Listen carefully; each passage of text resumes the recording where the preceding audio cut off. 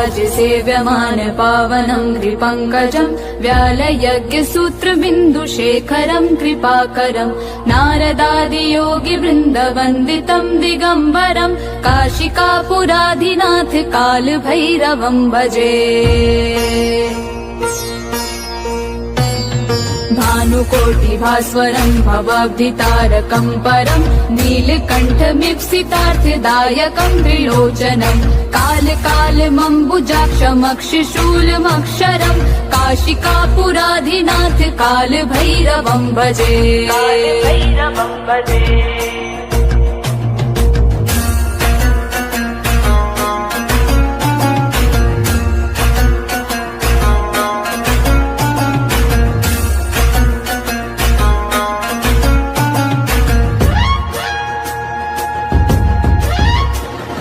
भक्तिमुक्तिदायकं प्रशस्तचारु विग्रहं भक्तवत्सलं स्थितं समस्तलोकविग्रहं विणिक्वनं मनोज्ञहिम किङ्किणीलसत्कटिं काशिकापुराधिनाथ कालभैरवं भजे।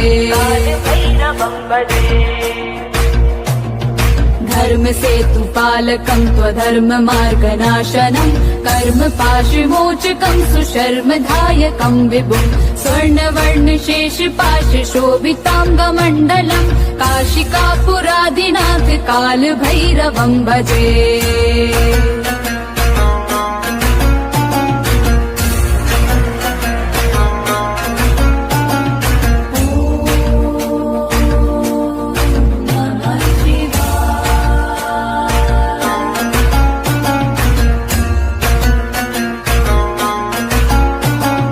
रत्नपादुका प्रभाभिराम पादयुग्मकं नित्यमद्वितीयमिष्टदैवतं निरञ्जनं मृत्युदर्पनाशनं करालदंशमोक्षणं काशिकापुराधिनाथ कालभैरवं भजे। अट्टहास भिन्न पद्मजाण्ड कोश सन्ततिं दृष्टपात नष्ट पाप जाल मुग्र शासनम् अष्ट सिद्धिदायकं कपाल मालिकाधरं काशिकापुराधिनाथ कालभैरवं भजे।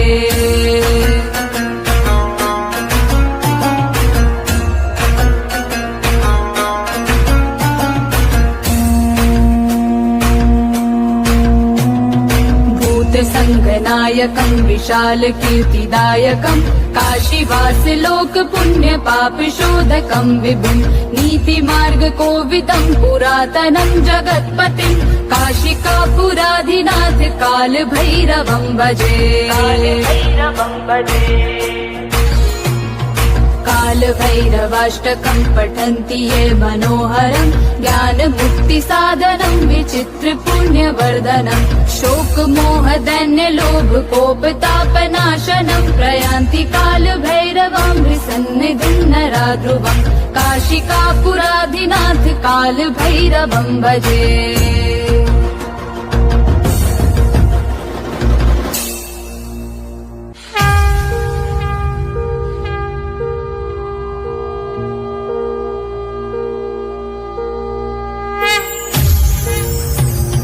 देवराज सेव्यमान पावनं कृपङ्कजं व्यालयज्ञसूत्रबिन्दुशेखरं कृपाकरं नारदादियोगि वृन्दवन्दितं दिगम्बरं काशिकापुराधिनाथ कालभैरवं भजे।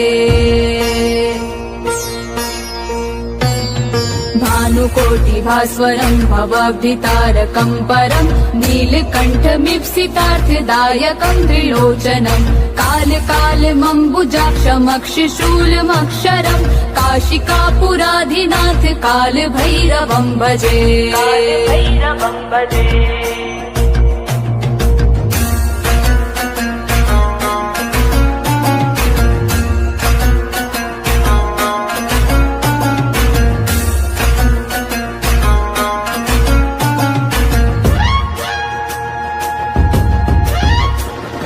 भक्तिमुक्तिदायकं प्रशस्तचारु विग्रहं भक्तवत्सलं स्थितं समस्तलोकविग्रहं विणिक्वनं मनोज्ञहिम किङ्किणीलसत्कटिं काशिकापुरादिनाथ कालभैरवं भजे। धर्मसेतुपालकं त्वधर्ममार्गनाशनं कर्मपाशविमोचकं सुशर्मदायकं विभुं स्वर्णवर्णशेषपाशशोभिताङ्गमण्डलं काशिकापुरादिनाथ कालभैरवं भजे।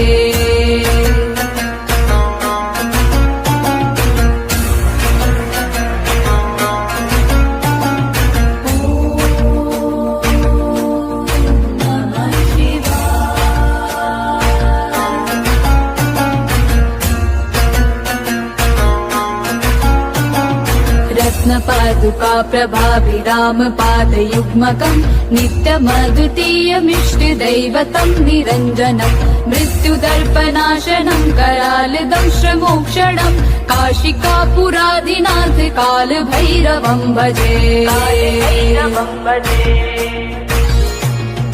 अट्टहास भिन्न पद्मजाण्ड कोश सन्ततिं दृष्टपात नष्ट पाप जाल मुग्र शासनम् अष्ट सिद्धिदायकं कपाल मालिकाधरं काशिकापुरादिनाथ कालभैरवं भजे।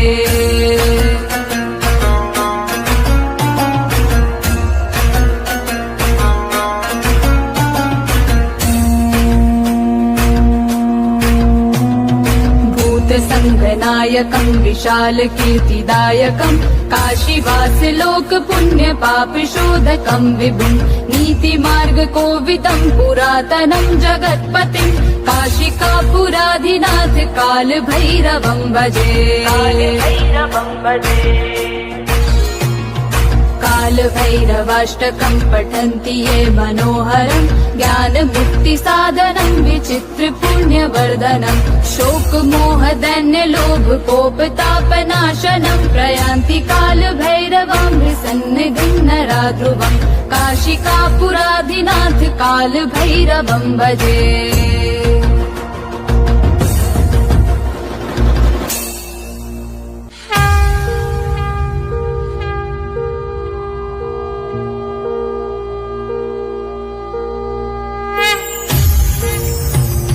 देवराज सेव्यमान पावनं कृपङ्कजं व्यालयज्ञसूत्रबिन्दुशेखरं कृपाकरं नारदादियोगिवृन्दवन्दितं दिगम्बरं काशिकापुरादिनाथ कालभैरवं भजे।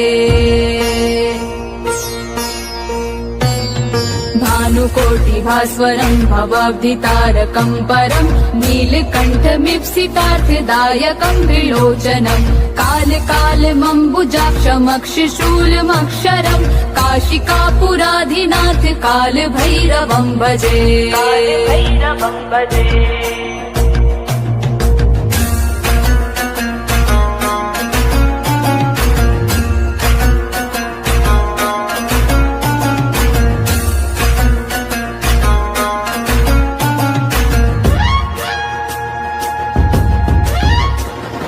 भक्तिमुक्तिदायकं प्रशस्तचारु विग्रहं भक्तवत्सलं स्थितं समस्तलोकविग्रहं विणिक्वनं मनोज्ञ हेम किङ्किनीलसत्कटिं काशिकापुरादिनाथ कालभैरवं भजे। धर्मसेतुपालकं त्वधर्ममार्गनाशनं कर्मपाशविमोचकं सुशर्मदायकं विभुं स्वर्णवर्णशेषपाशशोभिताङ्गमण्डलं काशिकापुरादिनाथ कालभैरवं भजे।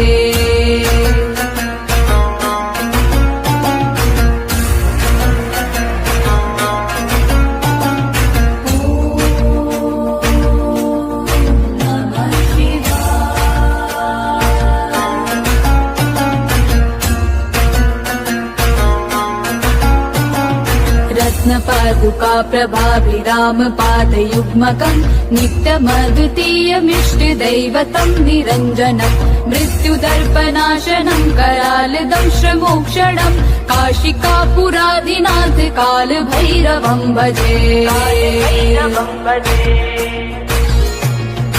अट्टहास भिन्न पद्म जांड कोश संततिम् दृष्टिपात नष्ट पाप जाल मुग्र शासनम् अष्ट सिद्धिदायकम् कपाल मालिकाधरम् काशिकापुरादिनाथ काल भैरवम् भजे।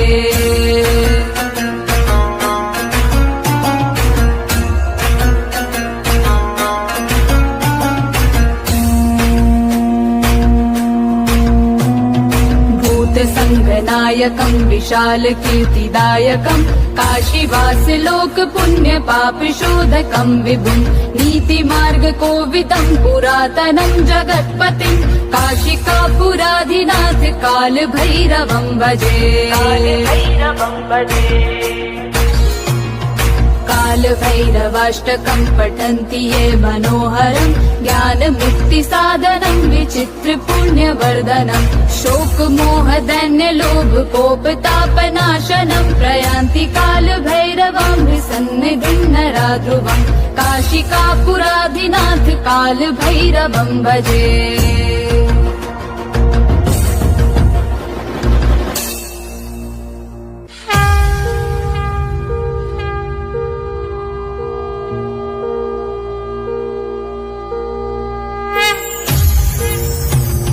देवराज सेव्यमान पावनं कृपङ्कजं व्यालयज्ञ सूत्र बिन्दु शेखरं कृपाकरं नारदादि योगी वृन्द वन्दितं दिगम्बरं काशिकापुराधिनाथ काल भैरवं भजे। भानुकोटि भास्वरं भवाब्धितारकं परं नीलकण्ठमीप्सितार्थदायकं त्रिलोचनम् काल कालमम्बुजाक्षमक्षशूलमक्षरम् काशिकापुराधिनाथ काल भैरवं भजे।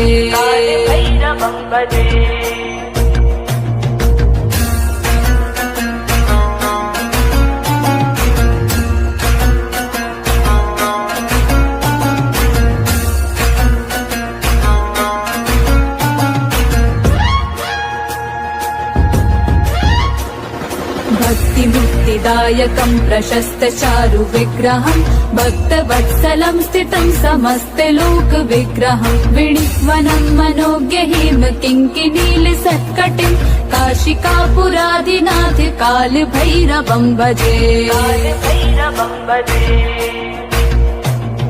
धर्म सेतु पालकं त्वधर्म मार्गनाशनं कर्म पाशमोचकं सुशर्मधायकं विभुं स्वर्णवर्ण शेष पाश शोभितांगमण्डलं काशिकापुराधिनाथ काल भैरवं भजे।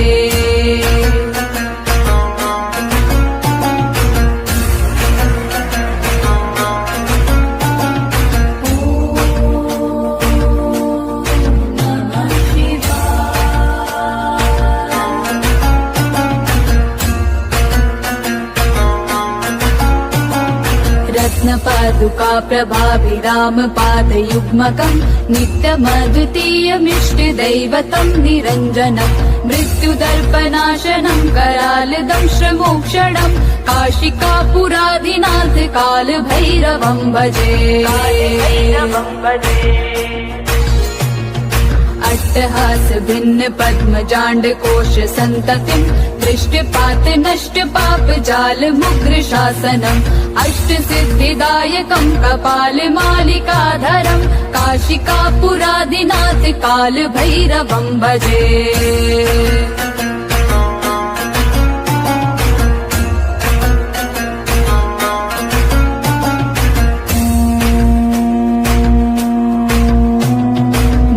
संगनायकं विशाल कीर्तिदायकं काशीवास लोक पुण्य पाप शोधकं विभुं नीति मार्ग कोविदं पुरातनं जगत्पतिं काशिकापुराधिनाथ काल भैरवं भजे।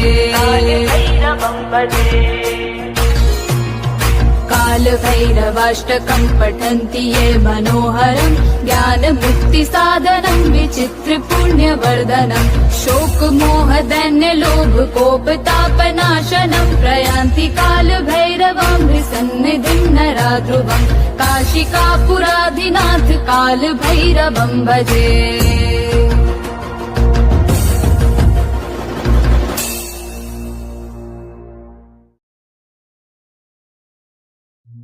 वाराणस्यां भैरवदेव संसारभयनाशनम् अनेकजन्म कृतं पापं दर्शनेन विनश्यति।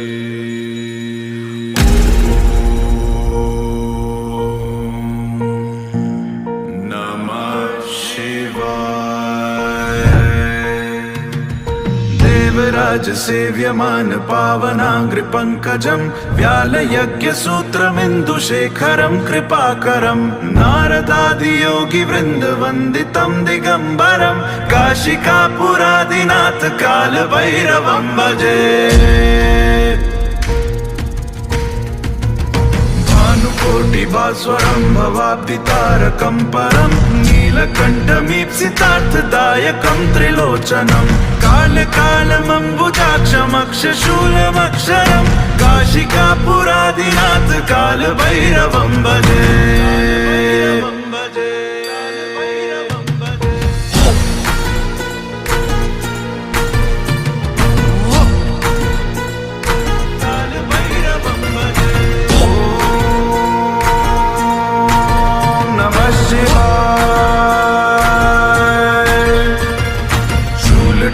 पाशदण्ड पाणिमादिकारणं श्यामकायमादिदेवमक्षरं निरामयं भीमविक्रमं प्रभुं विचित्रताण्डवप्रियं काशिकापुरादिनाथ कालभैरवं भजे। भक्तिमुक्तिदायकं प्रशस्तचारु विग्रहं भक्तवत्सलं स्थितं समस्तलोकविग्रहं विनिक्वणन् मनोज्ञ हेम किङ्किनीलसत्कटिं काशिकापुरादिनाथ कालभैरवं भजे। धर्मसेतुपालकं त्वधर्ममार्गनाशकं कर्मपाशमोचकं सुशर्मदायकं विभुं स्वर्णवर्णशेषपाशशोभिताङ्गमण्डलं काशिकापुरादिनाथ कालभैरवं भजे।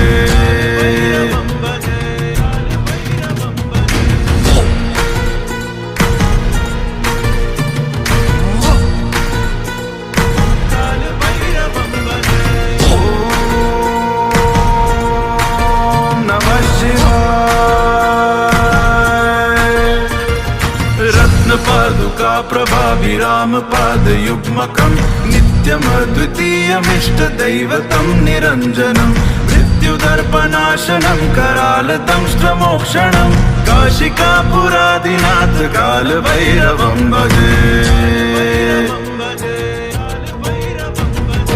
अट्टहास भिन्न पद्मजाण्डकोश सन्ततिं दृष्टिपात नष्ट पाप जालमुग्र शासनम् अष्टसिद्धिदायकं कपालमालिकाधरं काशिकापुरादिनाथ कालभैरवं भजे।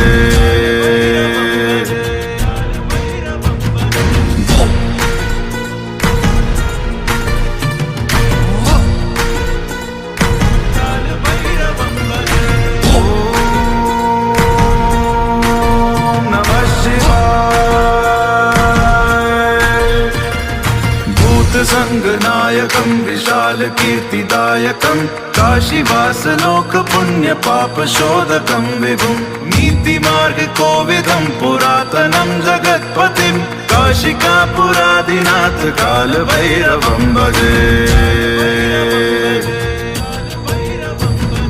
कालभैरवष्टकं पठन्ति ये मनोहरं ज्ञानमुक्तिसाधनं विचित्रपुण्यवर्धनं शोकमोहदैन्यलोभकोपतापनाशनं प्रयान्ति कालभैरवाङ्घ्रिसन्निधिं नराध्रुवं काशिकापुरादिनाथ कालभैरवं भजे।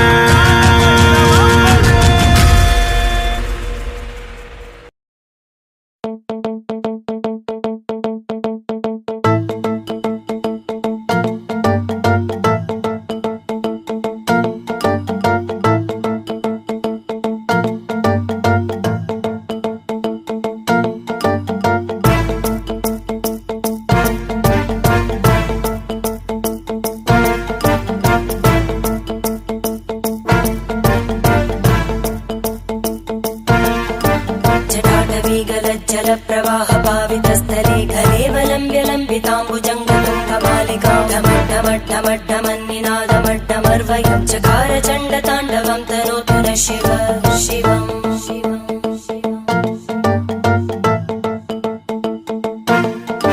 जटाकटाह सम्भ्रम भ्रमन्निलिम्प निर्जरी विलोलवीचि वल्लरी विराजमानमूर्धनि धगद्धगद्धगज्ज्वलल्ललाटकट्टपावके किशोर चन्द्रशेखरे रति प्रदक्षिणं मम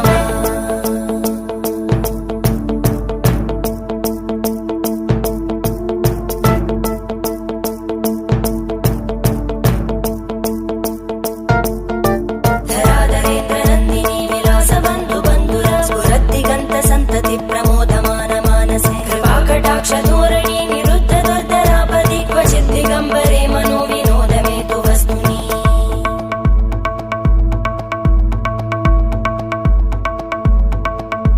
जटाभुजङ्ग पिङ्गळ स्फुरत्फणामणि प्रभा कदम्ब कुङ्कुमद्रव प्रलिप्त दिग्वधूमुखे मदान्त सिन्दुर स्फुरत्पगुत्तरीय मेधुरे मनो विनोदमद्भुतं बिभर्तु भूतभर्धरी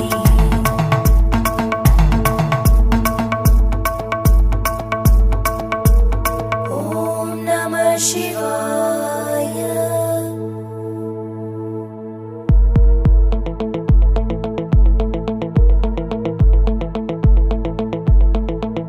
सदा शिवं भजाम्यहं सदा शिवं भजाम्यहम् ॐ नमः शिवाय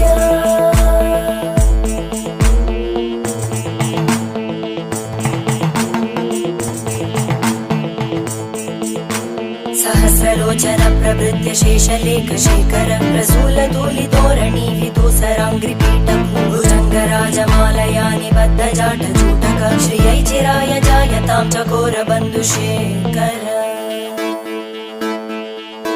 ललाटचत्वरज्वल धनञ्जय स्फुलिङ्गभाविगीत पञ्चसायकं नमन्निलिम्पनायकं सुधामयूखलेखया विराजमान शेखरं महाकपालि सम्पदे शिरोजटालमस्तुता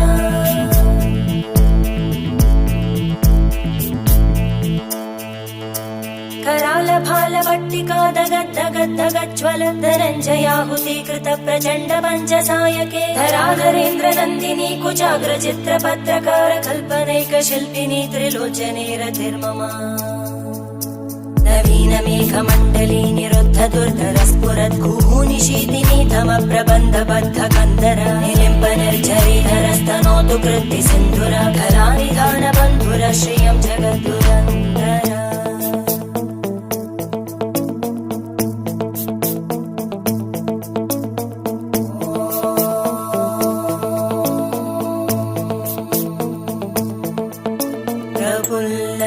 प्रफुल्लनीलपङ्कज प्रपञ्चकारिमप्रभावलम्बिकण्टकन्दली रुचिप्रबद्धकन्दरं स्मरच्चिदं पुरच्चिदं भवच्चिदं मखच्चिदं गजच्चिदान्धकच्चिदं तमन्तकच्चिदं भजे अखर्व सर्वमङ्गला कला कदम्बमञ्जरी रसप्रवाहमाधुरी विजृम्भणा मधुव्रतं स्मरान्तकं पुरान्तकं भवान्तकं मखान्तकं गजान्तकान्तकान्तकं तमन्तकान्तकं भजे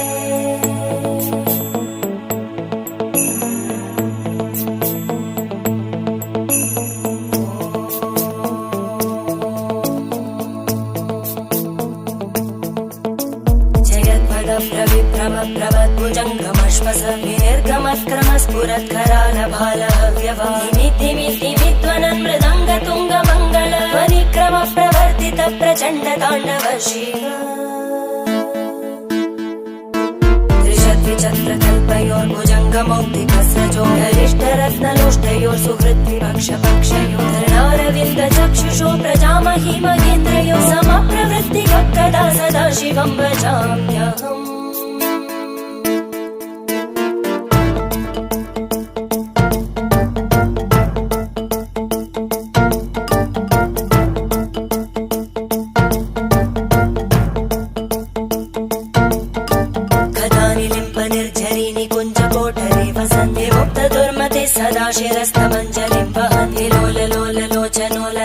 बालरत्नका शिवेति मन्त्रमुच्चरन् कदा सुखी भवाम्यहम्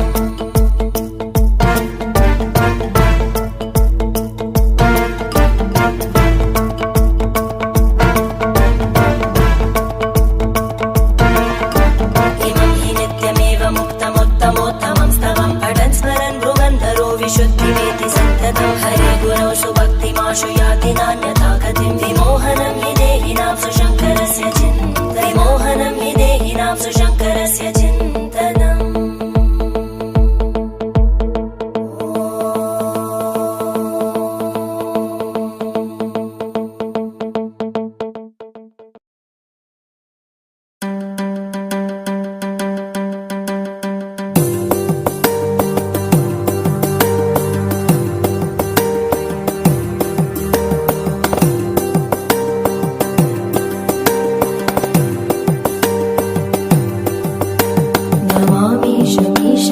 नमामीशमीशाननिर्वाणरूपं विभुं व्यापकं ब्रह्मवेदस्वरूपम् अजं निर्गुणं निर्विकल्पं निरीहं चिदाकारमाकाशवासं भजेऽहम् निराकारमोङ्कारमूलं तुरीयं गिराज्ञानगोतीतमीशं गिरीशम् करालं महाकालकालं कृपालुं संसारपारं नतोऽहम् तुषाराद्रिसङ्काशगौरं गभीरं मनोभूतकोटिप्रवासि शरीरम् स्फुरन्मौलिकल्लोलिनीं चारुगङ्गा लसत्बालबालेन्दुकण्ठे भुजङ्गा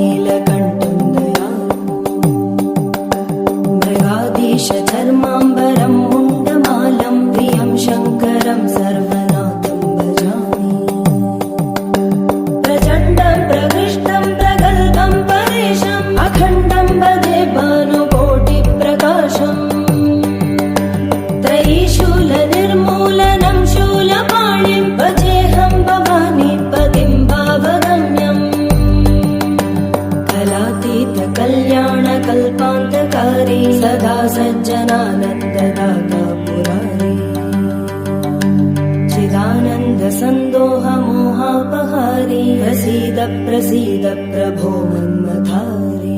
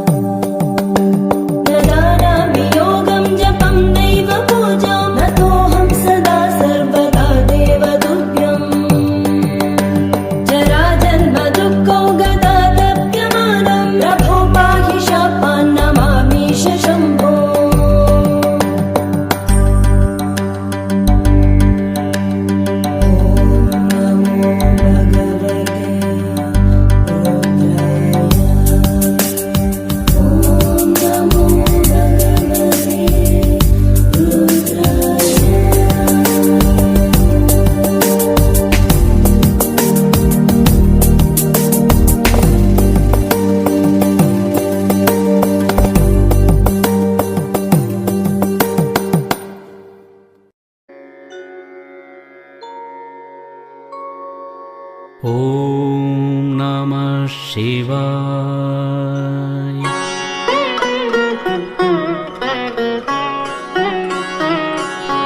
ॐ नमः शिवाय।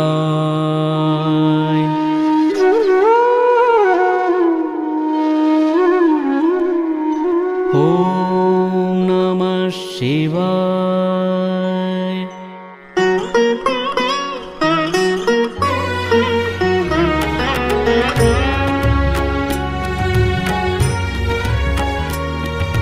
त्रिदलं त्रिगुणाकारं त्रिनेत्रं च त्रयायुधं त्रिजन्म पापसंहारम् एकबिल्वं शिवार्पणम्।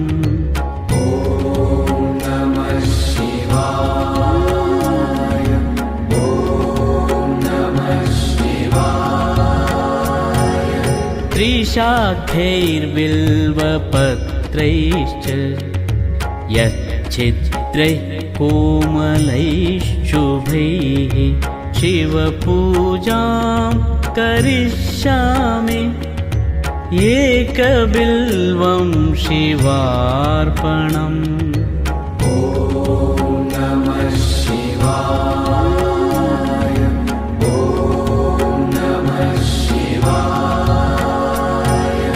अखण्डबिल्वपत्रेण पूजिते नन्दिकेश्वरे शुध्यन्ति सर्वपापेभ्यो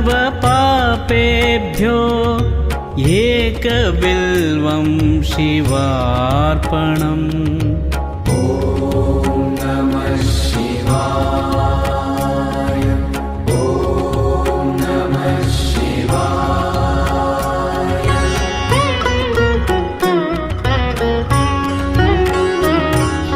शालिग्रामशिलामेकां विप्राणां जातु अर्पयेत् सोमयज्ञमहापुण्यम् एकबिल्वं शिवार्पणम्।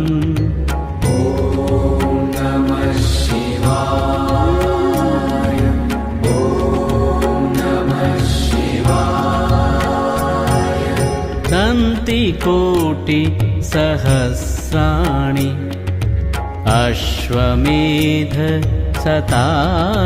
च कोटिकन्या महादानम् एकबिल्वं शिवार्पणम्।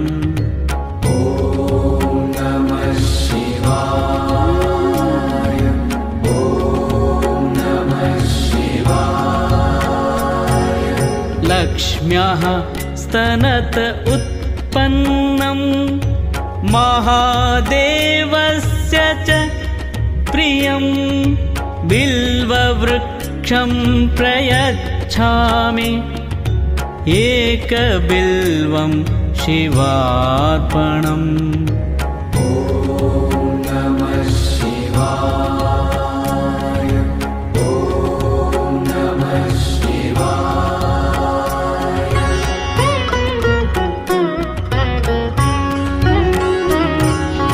दर्शनं बिल्ववृक्षस्य स्पर्शनं पापनाशनम्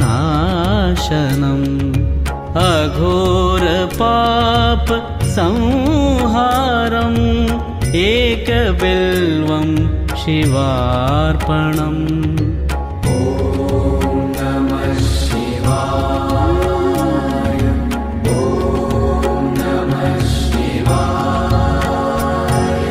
मूलतो ब्रह्मरूपाय मध्यतो विष्णुरूपिणे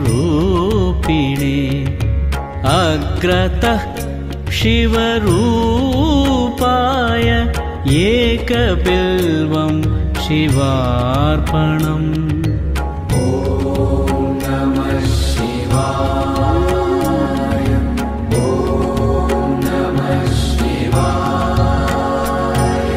बिल्वाष्टकम् इदं पुण्यं यः पठेत् शिवसन्निधौ सर्वपाप विनिर्मुक्तः शिवलोकम् अवाप्नुयात्।